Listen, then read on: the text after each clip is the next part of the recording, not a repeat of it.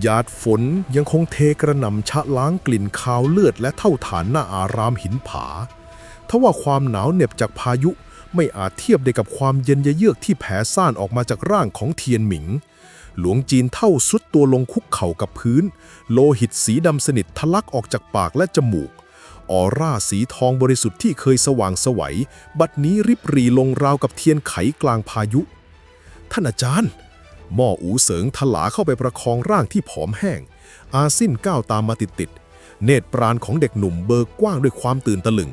เส้นสายลมปราณสีทองในร่างของหลวงจีนเท่ากำลังแตกสลายไม่ใช่จากการต่อสู้เมื่อครู่แต่เป็นเพราะพิษร้ายที่แฝงอยู่ลึกถึงกระดูกมาเนิ่นนานอย่าเสียเวลาอูเสริงเทียนหมิงหอบหายใจมือที่สั่นเทากำข้อมือสิทธิ์รักไว้แน่นกองทัพของอูกังที่พวกเจ้าเพิ่งขับไล่ไปเป็นเพียงเศษเสี้ยวของทัพหน้าพวกมันไม่ได้มาเพื่อฆ่าเจ้าแต่มาเพื่อป้ายหยกดำและสิ่งนี้หลวงจีนเท่าใช้แรงเฮือกสุดท้ายกระแทกไม้เท้าลงบนแท่นศิลาหน้าพระประธานครืดรืดเสียงกลไกศิลาโบราณทำงานแท่นหินหนักนับพันช่างเลื่อนเปิดออกเผยให้เห็นบันไดหินแคบชันที่ทอดตัวลงไปในความมืดมิดเบื้องล่างกลิ่นอายความเก่าแก่และพลังงานบางอย่างที่หนักอึ้งพวยพุ่งขึ้นมาจนอาซินต้องยกแขนขึ้นบังหน้าใต้หุบเขานี้คือเส้นชีพจรมังกรสิ้นศูนย์ทางลับเดียวที่เชื่อมต่อกับคลังแสงทมิฬของพวกกบฏหลวงจีนเท่าล้วงเอาม้วนคัมภีร์หนังมนุษย์ที่ซ่อนอยู่ในจีวรยัดใส่มือหม้ออูเสริงป้ายหยกดำที่เจ้ามีเป็นเพียงครึ่งเดียวของกุญแจคัมภีร์นี้คืออีกครึ่งหากอูกังได้มันครบทัพอสูรพันศพของมันจะฟื้นคืนชีพแผ่นดินจะกลายเป็นนรก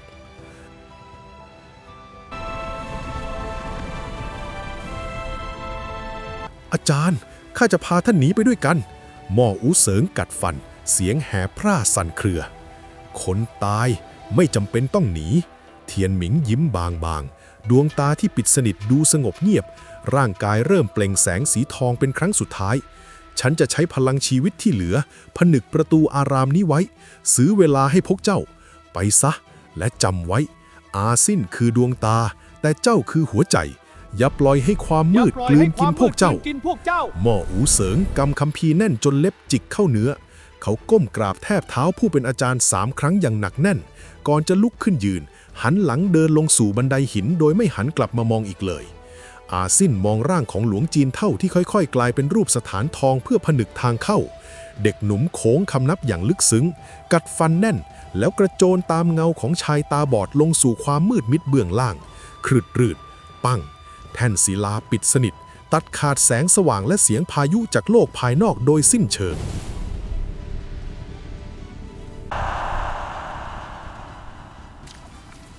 ความมืดมิดใต้เส้นชีพจรมังกรสิ้นสูญนั้นหนาทึบราวกับสสารที่จับต้องได้อากาศเบาบางและเย็นเยียบจนแทบแช่แข็งปอดทุกย่างก้าวบนบันไดหินลื่นปรื้ดไปด้วยตะไคร่น้ำและคราบเมือกประหลาดสำหรับหม้ออูเซิงความมืดคือสหายเก่าแต่ในสถานที่แคบและลึกเช่นนี้การใช้คลื่นเสียงตรวจสอบเส้นทางเป็นเรื่องอันตรายยอดยิ่งเพราะเสียงสะท้อนอาจทำให้ถ้ำถล่มลงมาฝังพวกเขาทั้งเป็นไอ้หนูหม้ออูเซิงกระซิบแผ่วเบาตาเจ้าเห็นอะไรบ้างอาซิ่นกระพริบตาปรับเนตรปราณให้เข้ากับความมืดมิดทันใดนั้นโลกทั้งใบของเขาก็สว่างไสวขึ้นด้วยเส้นสายพลังงานที่ซับซ้อนหินงอกย้อยแผ่ปราณสีเทาหม่นแต่สิ่งที่ทำให้เด็กหนุ่มขนลุกสู้คือเส้นใยปราณสีเขียวเรืองแสงที่ขึงพาดผ่านทางเดินราวกับใยแมงมุมยักษ์มันคือกลไกกับดักที่เชื่อมต่อกับระเบิดหินถล่มอาซิ่นเคาะไหล่ซ้ายของหม้ออูเซิง1 ครั้งแล้วจับมือที่หยาบกร้านของอาจารย์ให้เดินตามรอยเท้าของตนอย่างระมัดระวังเด็กหนุ่มบิดตัวก้มต่ำแล้วก้าวข้ามเส้นใยปราณมรณะเหล่านั้นอย่างเงียบเชียบราวกับแมวป่าทั้งสองร่อนเร่ผ่านเขาวงกฏใต้ดินไปกว่าชั่วยามจนกระทั่งเส้นทางเริ่มขยายกว้างขึ้นเป็นโถงถ้ำขนาดยักษ์ที่มีลำธารใต้ดินไหลผ่านตึกตึกตึกจู่ๆอาซิ่นก็หยุดชะงักรูม่านตาของเขาหดเล็กลงเหลือเพียงจุดเดียว เนตรปราณของเขากำลังกรีดร้องใต้ผิวน้ำที่ดำสนิทของลำธารเบื้องหน้ามีก้อนลมปราณสีม่วงดำขนาดยักษ์เท่าบ้านกำลังเคลื่อนตัวขึ้นมาอย่างเงียบเชียบสาน้ำแตกกระจายตะขาบเกล็ดหินอสูรกลายพันธุ์แห่งโลกใต้พิภพลำตัวยาวกว่า10จ้างหรือ30เมตรหุ้มด้วยเกล็ดหินแหลมคมขาที่เหมือนเคียวเหล็กนับร้อยขยับยุกยิกกรามของมันหยดน้ำลายที่เป็นกรดกัดกร่อนหินจนเกิดควันฟุ้งมันไม่มีตาแต่มันสัมผัสได้ว่าความร้อนและเสียงหัวใจของเหยื่อกาสมันคำรามเสียงแหลมแสบแก้วหูพุ่งทะยานเข้าหาหม้ออูเซิงและอาซินด้วยความเร็วที่ขัดกับขนาดตัวลบหม้ออูเซิงตะโกนเขารู้ดีว่าไม่อาจใช้คลื่นทำลายล้างในโถงถ้ำนี้ได้ชายตาบอดดีดตัวถอยหลังรัวนิ้วลงบนสายพิน3 เส้นตึงตึงตึงปราณสะท้อนวิญญาณดาบเสียงสกัดจุดคลื่นเสียงอัดกระแทกพุ่งเข้าใส่ตามข้อต่อกรามของตะขาบยักษ์แต่มันสะท้อนกลับกระเด็นออกไปเกล็ดหินของมันแข็งแกร่งเกินไปอาซินทะยานร่างขึ้นไปเกาะบนหินงอกย้อยเหนือหัวตะขาบยักษ์เนตรปราณของเขาสแกนหาจุดอ่อนอย่างบ้าคลั่งท่ามกลางออร่าสีม่วงดำที่หนาทึบมีเพียงจุดเดียวที่มีเส้นปราณบางที่สุดคือรอยต่อระหว่างปล้องที่7บริเวณหลังคออาซินทิ้งตัวลงมาตามแรงโน้มถ่วงมีดสั้นคู่ในมือชี้ลงเบื้องล่างเขาเคาะหินงอกย้อย2 ครั้งเป็นจังหวะส่งสัญญาณหม้ออูซึงได้ยินสัญญาณชายตาบอดหยุดถอยหลังยืนหยัดท้าทายตะขาบยักษ์ที่พุ่งเข้ามาอ้ากรามกว้างเพื่อขย่ำวินาทีที่เขี้ยวกรดกำลังจะถึงตัวหม้ออูซึงใช้มือขวาตบลงบนสายเอ็นมังกรม่านเสียงสะท้อนกลับตึ้งคลื่นเสียงอัดกระแทกเข้าที่หัวของตะขาบยักษ์อย่างจังจนมันชะงักงันแล้วเชิดหัวขึ้นเปิดช่องว่างอาซินร่วงหล่นลงมาพอดีที่ปล้องที่7ยากอาซินแทงมีดสั้นคู่ใบมีดรมดำเสียบทะลุเกล็ดหินแทงลึกเข้าไปในเส้นประสาทหลักของมันจนมิดด้ามกาสตะขาบยักษ์ดิ้นทุรนทุรายอย่างบ้าคลั่งสะบัดร่างของอาซินกระเด็นไปกระแทกผนังถ้ำอย่างแรงเลือดสีเขียวเข้มข้นทะลักออกมาจากบาดแผลก่อนที่ร่างยักษ์ของมันจะกระตุกเกร็งแล้วล้มตึงกระแทกพื้นถ้ำดังสนั่นหวั่นไหวจมกองเลือดกรดสิ้นใจตายอาซินอกรักเลือดออกมาคำโตยันกายขึ้นอย่างยากลำบากหม้ออูเซิงเดินเข้ามาหายื่นมือดึงสิทธิ์ขึ้นมาเกราะมันหนาแต่วิชาตัวเบาเจ้าพัฒนาขึ้นปรมาจารย์ตาบอดกล่าวเรียบๆก่อนจะเหงี่ยหูฟังเสียงน้ำไหลทางออกอยู่ใกล้แล้วหลังจากเดินตามลำธารใต้ดินมาอีกพักใหญ่กลิ่นอับชื้นก็ถูกแทนที่ด้วยกลิ่นกำมะถันและไอร้อนระอุที่แผดเผาผิวหนังแสงสีส้มแดงเรืองรองสาดส่องเข้ามาจากปลายอุโมงค์ทั้งสองลอบเร้นมาถึงขอบหน้าผาด้านในถ้ำและสิ่งที่ปรากฏอยู่เบื้องล่างคือภาพที่ทำให้อาซินแทบหยุดหายใจมันคือเตาหลอมอเวจีคลังอาวุธใต้ดินขนาดยักษ์ของกองทัพกบฏพยัคฆ์ทมิฬปล่องภูเขาไฟใต้ดินถูกดัดแปลงเป็นเตาหลอมขนาดมหึมาลาวาเดือดพล่านไหลผ่านรางหินทาสนับพันคนในสภาพผอมโซถูกล่ามโซ่ตรวนกำลังตีเหล็กแบกแร่และประกอบอาวุธชุดเกราะและเครื่องยิงหินจำนวนมหาศาลเสียงค้อนทุบเหล็กดังกึกก้องเป็นจังหวะราวกับหัวใจของปีศาจร้ายนี่ไม่ใช่การซ่องสุมกำลังธรรมดาแต่มันคือการเตรียมพร้อมสำหรับสงครามเต็มรูปแบบที่จะกวาดล้างทั้งแผ่นดินเนตรปราณของอาซินมองเห็นกระแสปราณแห่งความแค้นและสิ้นหวังของเหล่าทาสลอยคลุ้งผสมกับไอความร้อนสีแดงฉานแต่สิ่งที่สะดุดตาที่สุดคือร่างยักษ์สูงเกือบ3 เมตรที่ยืนคุมอยู่หน้าเตาหลอมหลัดผิวหนังของมันเป็นสีแดงก่ำดังเหล็กเผาไฟกล้ามเนื้อปูดโปนเต็มไปด้วยรอยสักอักขระเวทมนต์ในมือถือค้อนยักษ์หัวกะโหลกที่มีลาวาหยดเยิ้มเขาคือเทียซานผูผาเหล็กนายช่างใหญ่และหนึ่งในยอดฝีมือของอู่กังนี่คือเหตุผลที่มันต้องการคัมภีร์ของอาจารย์เทียนหมิงหม้ออูเซิงพึมพำอุณหภูมิที่ร้อนระอุทำให้สายพินเริ่มตึงเครียดมันต้องการปลุกวิญญาณนักรบโบราณมาสิงสู่ในเกราะเหล่านี้เราต้องทำลายเตาหลอมหลักนั่นทิ้งซะแต่ก่อนที่พวกเขาจะทันได้ขยับตัวกริ๊งเสียงเหยียบเศษแร่เหล็กที่ขอบหน้าผาดังขึ้นเพียงแผ่วเบาแต่สำหรับยอดฝีมืออย่างเทียซาน มันดังราวกับเสียงฟ้าร้องร่างยักษ์ตวัดสายตาดุดันขึ้นมามองที่หน้าผาหนูสกปรกตัวไหนบังอาจลอบเข้ามาในเตาหลอมของข้าเทียสารคำรามก่อนจะง้างค้อนยักษ์แล้วคว้างมันขึ้นมาหาพวกเขาราวกับลูกอุกกาบาตเพลิงตูมค้อนยักษ์ประทะขอบหน้าผาจนระเบิดเป็นเศษหินก้อนโต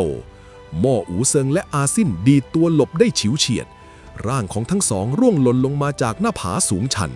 ลงสู่ลานกว้างหน้าเตาหลอมหลักท่ามกลางวงล้อมของทหารยามกบฏนับร้อยที่ชักดาบวิ่งกรูเข้ามาไอ้หนูคุ้มกันข้าหม้ออูเซิงตะโกนปลดพิน7 สายลงจากหลังนั่งขัดสมาธิกลางลานร้อนระอุพวกมันมีมากเกินไปข้าจะเปิดทางเลือดเองอาซินชักมีดสั้นคู่ออกมาแววตาของเด็กหนุ่มแปลเปลี่ยนเป็นสัตว์ป่าดุร้าย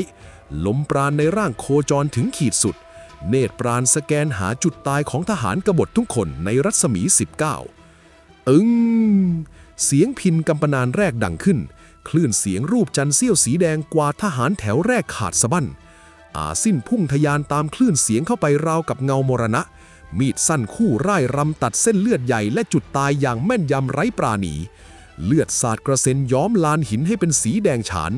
การต่อสู้ตะลุมบอลกลางนรกเตาหลอมเปิดฉากขึ้นอย่างดุเดือด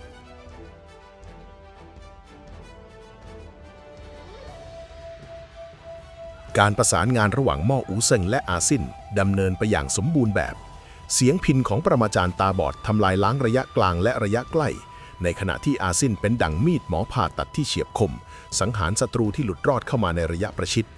ซากศพทหารกบฏกองพเนินแต่ทว่าศัตรูที่แท้จริงเพิ่งจะเริ่มขยับตัว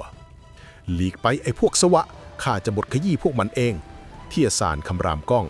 ลาวาเดือดพล่านในเตาหลอมด้านหลังเดือดปุดสอดรับกับลมปราณที่พรึ่งพล่านข่มเขา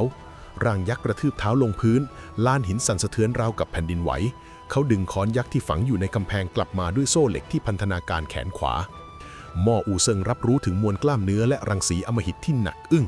นิ้วมือตวัดดีดสายพินเอ็นมังกร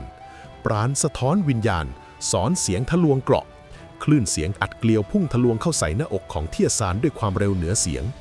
เปรี้ยงเสียงปะทะดังกังวานคลื่นเสียงทรงพลังที่เคยเจาะกะโหลกคนได้กลับทำได้เพียงทิ้งรอยไหม้ตื้นๆไว้บนผิวหนังที่แดงฉานของนายช่างใหญ่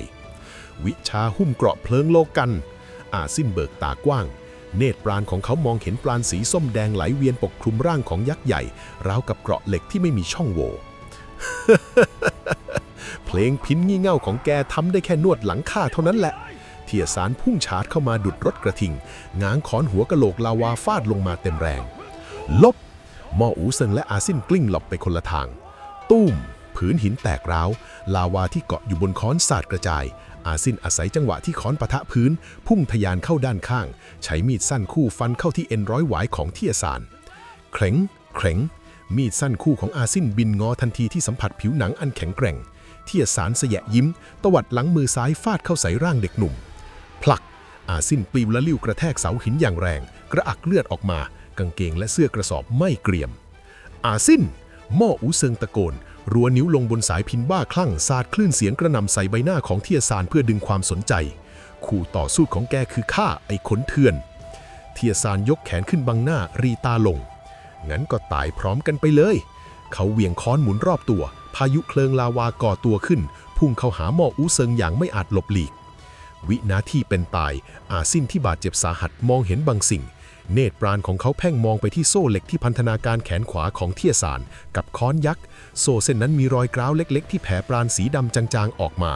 มันคือจุดอ่อนเดี่ยวเด็กหนุ่มกัดฟันไม่สนใจบาดแผลเขากระโจนฝ่าไอร้อนหยิบดาบเหล็กกล้าที่ทหารกบฏทำตกไว้พุ่งทะยานขึ้นไปเหยียบขอบเตาหลอมหลักความร้อนแผดเผารองเท้าจนไหม้เกรียมอาซินตะโกนสุดเสียงอาจารย์สายที่3หม้ออูเซิงไม่ลังเลแม้แต่น้อยเขาเชื่อมั่นในดวงตาของศิษย์นิ้วมือเกี่ยวสายพินเส้นที่3ง้างจนตึงเปรี้ยแล้วปล่อยออกตึงงองคลื่นเสียงใบมีดที่แหลมคมที่สุดพุ่งแหวกอากาศอาซินคำรามเคลื่องดาบเหล็กในมือออกไปปะทะกับคลื่นเสียงของอาจารย์กลางอากาศเปรี้ยงคลื่นเสียงอัดกระแทกดาบเหล็กให้พุ่งทวีความเร็วราวกับกระสุนปืนใหญ่เล็งตรงไปที่รอยกร้าวในโซ่เหล็กของเทียซานขณะที่เขากำลังเหวี่ยงค้อนสูงสุดเกรงงองขาดสะบั้น ขอนยักษ์หนักหลายพันช่างหลุดจากการควบคุมหลุดลอยกลับหลังไปฟาดเข้าที่หน้าของเทียซานเองอย่างจังกรับเสียงกระโหลกยุบเลือดดำพุ่งปรี๊ดร่างยักษ์เสถลาเสียหลักหงายหลังร่วงตกลงไปในเตาหลอมลาวาเดือดเบื้องล่างอ้า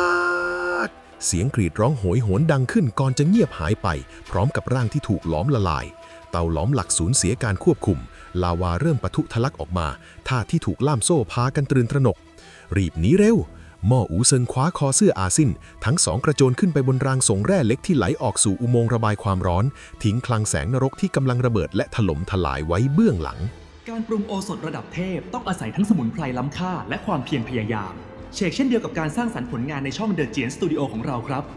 หากท่านจอมยุทธชื่นชอบการเดินทางในโลกยุทธภพแห่งนี้และอยากร่วมสนับสนุนเป็นค่าสมุนไพรหรือค่ากาแฟให้กับข้าน้อยท่านสามารถกดปุ่มสมัครสมาชิกเพื่อรับสิทธิพิเศษในการเข้าถึงเคล็ดวิชาและรับชมคลิปใหม่ๆก่อนใครในอนาคตทุกการสนับสนุนของท่านคือเตาหลอมพลังที่ขับเคลื่อนให้ข้าน้อยสร้างสรรค์ผลงานที่ดียิ่งขึ้นต่อไปไปรับชมกันต่อเลยครับรางระบายแร่เหล็กทอดยาวราดชันลงสู่ความมืดมันกว้างพอให้เกวียนวิ่งได้แต่บัดนี้มันเต็มไปด้วยเศษตะกรันและสายทานลาวาเส้นเล็กๆที่ไหลรินหม้ออูเซิงและอาซินร่วงลงมาบนแผ่นเหล็กหล่อขนาดยักษ์ที่ใช้รองแร่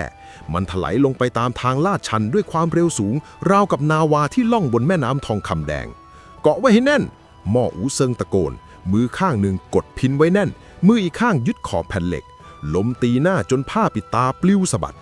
อาซินหมอบต่ำแนบร่างกับแผ่นเหล็กที่เริ่มร้อนระอุขึ้นเรื่อยๆเนตรปราณของเขาสอดสายไปข้างหน้าท่ามกลางความมืดมิดและแสงสีอมของลาวาเขามองเห็นความตายดักรออยู่หน่วยเกล็ดดำอาซินตะโกนเสียงแหบพร่าชี้ไปที่ช่องหน้าผาหินด้านบนกลุ่มนักฆ่าชั้นยอดของกองทัพกบฏหน่วยเกล็ดดำสวมชุดเกราะรัดรูปสีนิลปรากฏตัวขึ้นตามฉงอนหินพวกมันคือพลธนูอาบยาพิษที่แม่นยำที่สุดหน้าไม้กลหนับ10 บอกเล็งตรงมาที่แผ่นเหล็กที่กำลังถลายลงมาฟุบฟุบฟุบลูกดอกอาบปราณพิษสีเข้มเขียวพุ่งแหวกอากาศดังห่าร้นปราณสะท้อนวิญญาณกำแพงวารีหม้ออูเซิงรัวนิ้วกวาดสายพินทั้ง7คลื่นเสียงสีแดงระเบิดออกไปด้านหน้าปะทะกับลูกดอกจนหักกระเด็นไปคนละทิศละทางแต่พวกมันมีจำนวนมากเกินไปลูกดอกบางส่วนทะลุกำแพงเสียงเข้ามาชึกลูกดอกหนึ่งทากเข้าที่ไหล่ซ้ายของหม้ออูเซิงชายตาบอดกัดฟันกรอดพินในมือกระตุกอาซินเห็นดังนั้นสัญชาตญาณปกป้องปะทุขึ้นมาเด็กหนุ่มถีบตัวลุกขึ้นยืนบนแผ่นเหล็กที่ถลายด้วยความเร็วสูงมือขวาเศษตะกรันเหล็กแหลมคมที่ร่วงอยู่บนแผ่นเหล็กบิดเอวคว้างสวนกลับไปสุดแรงเกิดอาศัยเนตรปราณกะวิถีลมและตำแหน่งที่แม่นยำเศษตะกรันพุ่งทะลวงกลางแสกหน้าของพลธนูเกล็ดดำร่วงหล่นลงมาทีละคนทางคาดอาซินตะโกนลั่นเมื่อเนตรปราณมองเห็นสุดปลายทางรางเหล็กขาดสะบั้นเบื้องล่างคือเหวลึกที่มองไม่เห็นก้นมาใกล้ๆข้าหม้ออูเซิงตะโกนสกัดจุดห้ามเลือดที่ไหล่ซ้ายเขาถ่ายทอดลมปราณทั้งหมดที่มีลงไปในสายเอ็นมังกรพันเหล็กพุ่งทะยานพ้นขอบเหวลอยขวางกลางอากาศหม้ออูเซิงตวัดนิ้วดีดสายเอ็นมังกรสุดแรงตึ้งคลื่นเสียงมหาศาลระเบิดออกด้านล่างแรงอัดกระแทกต้านแรงโน้มถ่วงชะลอการตกของแผ่นเหล็กราวกับร่มชูชีพที่มองไม่เห็นตูมแผ่นเหล็กกระแทกผิวน้ำของทะเลสาบใต้ดินที่เยือกเย็นเบื้องล่างน้ำแตกกระจายสูงนัก10 เมตรทั้งสองร่วงหล่นลงสู่น้ำเย็นเฉียบรอดตายมาจากขุมนรกมาได้อย่างวุดวิด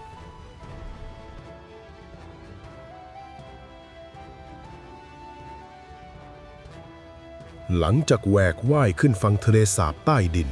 ทั้งสองเดินโซซัดโซเซผ่านอุโมงค์แคบๆจนในที่สุดก็สัมผัสได้ถึงสายลมเย็นที่พัดโชยมากลิ่นของดินและต้นไม้บ่งบอกว่าพวกเขาได้กลับขึ้นสู่พื้นผิวโลกอีกครั้งแสงจันทร์สีเลือดสาดส่องลงมาทะลุหมอกหนาทึบเผยให้เห็นภาพเบื้องหน้ามันคือหมู่บ้านร้างที่ตั้งอยู่กลางหุบเขาบ้านเรือนผุพังต้นไม้แห้งเหี่ยวตายซากแต่สิ่งที่น่าสยดสยองที่สุดคือบนยอดหลังคาและเสาไม้ทุกต้นมีหัวกะโหลกมนุษย์เสียบประจานไว้นับร้อยนับพันหัวลมพัดผ่านเบ้าตาของกะโหลกเหล่านั้นก่อเกิดเป็นเสียงหวีดหวิวโหยหวนราวกับเสียงร้องของวิญญาณแค้นหุบเขาหัวกะโหลกคร่ำครวญหม้ออูเซิงพึมพำใบหน้าที่สูบซีดเริ่มตึงเครียดมือที่จับพินเอ็ดสายกำแน่นจนสั่นเสียงนี้เป็นไปไม่ได้จากในม่านหมอก ร่างของสตรีชุดหวายบริสุทธิ์ค่อยๆก้าวเดินออกมานางงดงามราวกับเทพธิดาตกสวรรค์ใบหน้าขาวซีดริมฝีปากแดงระเรื่อในมืออุ้มผีผาที่ทำจากกระดูกมนุษย์และขึงด้วยเส้นผมของหญิงสาวนางคืออินเยื่อหนึ่งใน4จตุรเทพผู้ใช้มายาเสียงที่ร้ายกาจที่สุดไม่ได้พบกันเสียนานนะท่านพี่อูเซิงเสียงหวานใสของนางดังก้องในหัวของพวกเขาโดยตรงไม่ได้ผ่านอากาศหม่ออูเซิงกัดฟันกรอดเลือดทะลักมุมปากเจ้าน่าจะตายในกองไพลใน10 ปีก่อนแล้วฟางอาซินเบิกตากว้างเนตรปราณของเขามองเห็นบางสิ่งที่แปลกประหลาดร่างของสตรีชุดขาวเบื้องหน้าไม่มีเส้นสายลมปราณแห่งชีวิตนางไม่ใช่คนตายไม่ใช่ผีดิบแต่นางคือภาพลวงตาที่ถูกสร้างขึ้นจากเสียงผีผาและการสะกดจิตขั้นสูงสุดแต่หม้ออูเซิงที่สูญเสียการมองเห็นกลับถูกโจมตีทางจิตใจโดยสมบูรณ์ท่านทิ้งข้าไว้ในกองเพลงท่านเลือกวิชาพินบ้าๆนั่นมากกว่าข้าเสียงของฟางอินเย่กรีดร้องดุดันและเกรี้ยวกราดนิ้วเรียวยาวตวัดกรีดลงบนผีผากระดูกติงคลื่นมายาสีชมพูมนระเบิดออกหม้ออูเซิงสุดตัวลงคุกเข่ากุมขมับภาพความทรงจำอันเจ็บปวดในอดีตลังไหลเข้ามาตีรวนในสมองคลื่นเสียงมายาของอินเย่แทรกซึ้งผ่านกำแพงเสียงของเขาได้อย่างง่ายดายเพราะมันเป็นเสียงที่หัวใจของเขาเปิดรับเองชายตาบอดสูญเสียสติสัมปชัญญะไม่สามารถบรรเลงพิณเพื่อป้องกันตัวเองได้อีกต่อไปอาจารย์อาซินพุ่งเข้าประคองแต่กระแสปราณมายากระแทกเขาจนกระเด็นถอยหลังเด็กน้อยอย่าสอดเรื่องของหนุ่มสาวสิอินเย่ปรากฏตัวขึ้นด้านหลังอาซินราวกับพูดผีนางกรีดผีผาเบาๆจงหลับไหลและจมดิ่งลงสู่ฝันร้ายที่สุดของเจ้าปราณมายาสีชมพูล้อมรอบตัวอาซินทันใดนั้นภาพหมู่บ้านร้างหายไป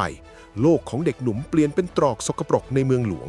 ภาพของขุนนางเจ้าและพวกนักเลงรอยสักที่รุมกระเพื่อมเขากลับมาอีกครั้งความเจ็บปวดจากการถูกฟาดด้วยกระบองความหนาวเหน็บความหิวโหยความทรงจำอันเลวร้ายที่สุดในชีวิตถูกขุดขึ้นมาฉายซ้ำแกมันก็แค่หมาข้างถนนตายซะภาพลวงตาของนักเลงง้างดาบฟันลงมาอาซินกลิ้งหลบหอบหายใจอย่างหนักเขายกท่อนไม้แหลมขึ้นกันเคร่งความรู้สึกปะทะนั้นสมจริงจนน่ากลัวในโลกมายาหากเขาเชื่อว่าเขาถูกฟันร่างกายจริงของเขาก็จะปรากฏบาดแผลและตายได้จริงๆตึกตักตึกตักท่ามกลางความหวาดกลัวอาซินหลับตาลงเขาไม่ใช่หมาข้างถนนอีกต่อไปแล้วเขาคือศิษย์ของหม้ออูเซิงเด็กหนุ่มเพ่งสมาธิไปที่เนตรปราณของตนเองรีดเร้นพลังลมปราณทั้งหมดไปที่ดวงตาจนเลือดตากระเด็นข้าไม่เชื่ออาซินคำรามเบิกตากว้างสุดขีดโลกมายาปริแตกเนตรปราณของเขาพัฒนาทะลุขีดจำกัดเข้าสู่ขั้นเนตรตัดมายาภาพตรอกสกปรกและนักเลงสลายกลายเป็นหมอกสีชมพูสิ่งที่เขาเห็นคือเส้นด้ายปราณสีชมพูบางเฉียบนับพันเส้นที่เชื่อมต่อจากร่างของอินเย่ที่ยืนอยู่ไกลออกไปบนยอดต้นไม้แห้งโยงใยมาที่หัวและหัวใจของหม้ออูเซิงจุดศูนย์กลางอยู่นั่นอาซินพุ่งทะยานออกไปไม่สนใจภาพลวงตาของอสุรกายหรือเปลวไฟที่โผล่มาขวางทางเขามองทะลุทุกสิ่งพุ่งตรงไปตามเส้นด้ายมายาอินเย่เบิกตากว้างด้วยความตกตะลึงเมื่อเห็นเด็กดุมฝาค่ายกลนมายาของนางมาได้อย่างไร้รอยขีดข่วนบ้าน่าเนตรปราณขั้นสูงหรือนางรีบเปลี่ยนจังหวะการดีดผีผาเพลงผีผาคร่าวิญญาณดาบเสียงมายาคลื่นเสียงสีชมพูแปรเปลี่ยนเป็นใบมีดลมปราณที่จับต้องได้พุ่งเข้าเฉือนร่างของอาซินชั่วเสื้อกระสอบขาดกระจุยบาดแผลปรากฏบนแขนและขาของเด็กหนุ่มเลือดสีสดสาดกระเซ็นแต่อาซินไม่แม้แต่จะร้องครวญครางเขากัดฟันริ่งฝ่าดงใบมีดเสียงราวกับหมาป่าบ้าคลั่งทะยานขึ้นไปบนต้นไม้แห้งอินเยื่อถอยร่นกรีดนิ้วลงบนผีผาอย่างรวดเร็วเพื่อสร้างโลกกำบังแต่ในเสี้ยววินาทีนั้นอาซินไม่ได้พุ่งเป้าไปที่ตัวนางเด็กหนุ่มตวัดท่อนไม้แหลมในมือฟาดฟันลงบนอากาศธาตุด้านหน้าของอินเยื่อชวิงเสียงขาดสะบั้นดังกังวานสิ่งที่อาซินตัดคือเส้นด้ายปราณมายาหลักที่ควบคุมค่ายกลนทั้งหมด อินเยื่อยกระอักเลือดสีดำออกมาทันทีเมื่อปราณมายาถูกตีกลับค่ายกลนภาพหลวงตาทั้งหุบเขาพังทลายลงเหมือนกระจกแตกหมอกสีชมพูสลายตัวเผยให้เห็นหมู่บ้านร้างตามความเป็นจริงอีกครั้งเบื้องล่างหม้ออูเซิงสะดุ้งเฮือกลุดจากผวังค์ชายตาบอดหอบหายใจอย่างหนักเหงื่อท่วมตัวเมื่อตระหนักได้ว่าตนเองรอดพ้นจากนรกในใจมาเพราะสิทธิ์รักแววตาใต้ผ้าปิดตาพลันแปรเปลี่ยนเป็นความเย็นชาและเกรี้ยวกราดที่สุดเจ้าไม่ใช่ฝางเจ้าคือปีศาจร้ายที่ย่ำยีความทรงจำของข้าหม้ออูซึงตะโกนก้องมือขวาตวัดลงบนสายพินเอ็นมังกรเพลงพิน10 ทิศโทสะมังกรคลั่งตึงตึงตึงตึงตึงคลื่นเสียงสีแดงเลือดที่อัดแน่นด้วยความโกรธเกรี้ยวและพลังหวัดสุดๆระเบิดพุ่งขึ้นฟ้าเป็นรูปหัวมังกรยักษ์อ้าปากกว้างคลื่นกินร่างของอินเยื่อที่อยู่บนต้นไม้กรี๊ดร่างของอินเยื่อและผีผากระดูกถูกคลื่นกระแทกบดกระจี้จนแหลกละเอียดเป็นละอองเลือดกลางอากาศปิดตำนานจตุรเทพแห่งมายาอย่างสมบูรณ์แบบอาสิ้นร่วงหล่นลงมาสู่พื้นดินหอบหายใจรวยริมบาดแผลเต็มตัวเขามองไปที่อาจารย์หม้ออูเซิงเดินเข้ามาหาวางมือลงบนหัวของเด็กหนุ่มทำได้ดีมากไอ้หนูทว่ารอยยิ้มยังไม่ทันปรากฏบนใบหน้าท้องฟ้าเหนือหุบเขาพลันแปรเปลี่ยนเป็นสีแดงก่ำราวกับเลือดเมฆดำหมุนวนเป็นเกลียวพายุขนาดยักษ์แผ่นดินสั่นสะเทือนเลื่อนลั่นราวกับโลกกำลังจะแตกสลายเสียงฝีเท้าหนักอึ้งดังก้องกังวานมาจากความมืดกลิ่นคาวเลือดและแรงกดดันมหาศาลกดทับลงมาจนอาซินแทบจะล้มทั้งยืนเนตรปราณของเด็กหนุ่มกรีดร้องอย่างบ้าคลั่งที่สุดในชีวิตสิ่งที่กำลังเดินเข้ามาไม่ใช่คนไม่ใช่ปีศาจแต่มันคือเทพเจ้าแห่งสงครามออร่าลมปราณสีดำทมิฬเข้มข้นจนแทบจะกลายเป็นของเหลวก่อตัวเป็นรูปพยัคฆ์ยักษ์คลุมร่างของบุรุษผู้หนึ่งที่เดินฝ่าหมอกควันเข้ามาแม่ทัพใหญ่อูกังหม้ออูเซิงพึมพำน้ำเสียงสั่นเครือเล็กน้อยไม่ใช่ด้วยความกลัวแต่เป็นเพราะแรงกดดันที่มหาศาลเหนือจินตนาการชายตาบอดขยับมาบังร่างของอาซินไว้ด้านหลังบุรุษร่างยักษ์สูงเกือบ3 เมตรสวมชุดเกราะเกล็ดมังกรสีนิลที่เปล่งประกายความตายใบหน้าคมเข้มดุดันมีรอยแผลเป็นพาดผ่านตาซ้ายมือขวาถือเงาพระจันทร์เสี้ยวขนาดยักษ์ที่อาไปด้วยเลือดที่แห้งกรังเขาคืออูกังผู้นำกองทัพกบฏชายผู้หมายจะยึดครองแผ่นดินหม้ออูเซิงสิทธิพี่ผู้โง่เขลาของข้าเสียงของอูกังดังกังวานทรงพลังจนทำให้อากาศบิดเบี้ยวท่านอาจารย์เทียนมิงฝืนใช้พลังผนึกประตูอารามจนตัวตายเพียงเพื่อปกป้องคนตาบอดกับเด็กขอทานเช่นพวกเจ้าช่างสูญเปล่าเสียจริงแกฆ่าอาจารย์หม้ออูเซิงกัดฟันกรอดข้าแค่ปลดปล่อยตะแกคร่ำครึมันต่างหากอูกังเสยะยิ้มแววตาอำมหิตจ้องมองมาที่อาซินและตอนนี้ส่งป้ายยกดำกับคัมภีร์ครึ่งหลังมาให้ข้าแล้วข้าจะเมตตาซับพวกเจ้าให้ตายในดาบเดียวข้ามศพข้าไปก่อนหม้ออูเซิงรวบรวมพลังวัดเฮือกสุดท้ายที่เหลืออยู่ทั้งหมดนั่งลงแล้ววางพินเจ็บสายลงบนตักนิ้วทั้ง10ทาบลงบนสายพินเตรียมบรรเลงเพลงมรณะขั้นสูงสุดอาซินหนีไปเอาคัมภีร์หนีไปให้ไกลที่สุดไม่อาซินปฏิเสธเสียงแข็งเป็นครั้งแรกเด็กหนุ่มกำท่อนไม้แหลมในมือแน่นยืนหยัดเคียงข้างอาจารย์แววตาหมาป่าจ้องมองพยัคฆ์ทมิฬอย่างไม่เกรงกลัวแม้รู้ว่าพลังต่างกันราวฟ้ากับเหวช่างน่าซาบซึ้งใจงั้นก็ตายไปด้วยกันทั้งศิษย์ทั้งอาจารย์อูกังคำรามทยานร่างพุ่งเข้ามาด้วยความเร็วที่ดวงตาเปล่ามองไม่ทันมวลอากาศถูกฉีกขาดปราณสะท้อนวิญญาณขั้นสุดยอดคลื่นมังกรทลายสวรรค์